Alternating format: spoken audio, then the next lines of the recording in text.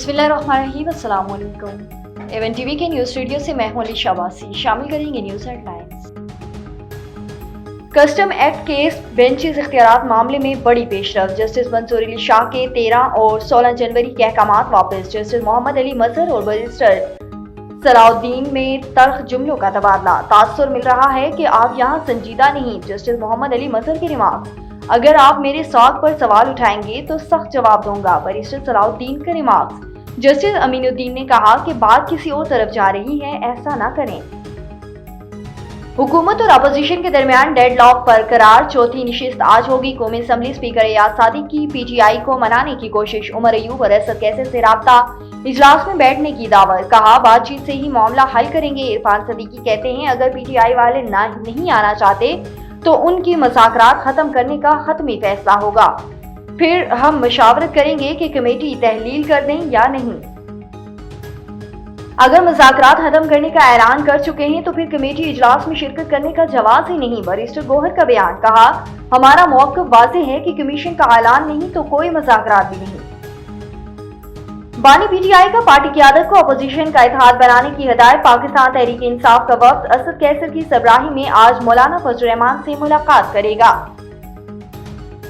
और सऊदी अरब, रियाद, पाकिस्तान और बांग्लादेशी सहाफ़ियों का मुश्तरका तौर पर सहाफ़ी सरगर्मियां बरकरार रखने पर इत्तफाक। मज़ीद तफसीलात जानते हैं हमारे नुमाइंदे कामरान मलिक से। जी कामरान मलिक, तफसीलात से आगाह कीजिएगा।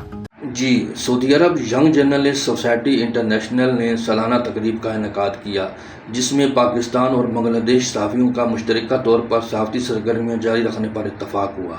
यंग जर्नलिस्ट सोसाइटी इंटरनेशनल की सालाना तकरीब से खिताब करते हुए पाकिस्तानी और बांग्लादेशी सहाफ़ियों ने अपने दो तरफ़ा तल्लुकात को मज़ीद मुस्तहकम करने और सहाफ़ती मेयार को बेहतर बनाने के लिए मुश्तरका तौर पर सहाफ़ती ज़िम्मेदारियाँ सर अंजाम देने पर इत्तफाक किया।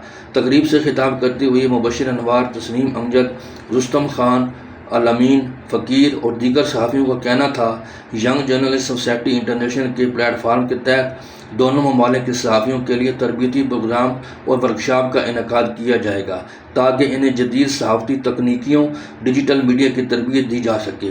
इससे सहाफ़त का मेयार बुलंद होगा और सहाफ़ियों की सलाहियतें मज़ीद बुलंद होंगी।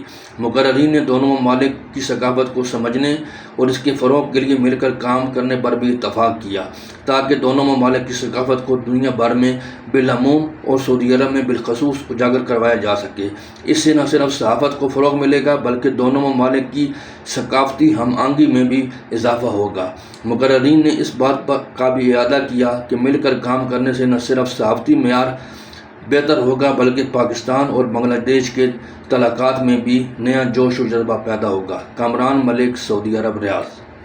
न्यूज़ स्टूडियो से फिलहाल के लिए इतना ही। मज़ीद खबरों और अपडेट्स के लिए देखते रहिए A1 TV। A1 TV, सब पे नजर, अंदर की खबर।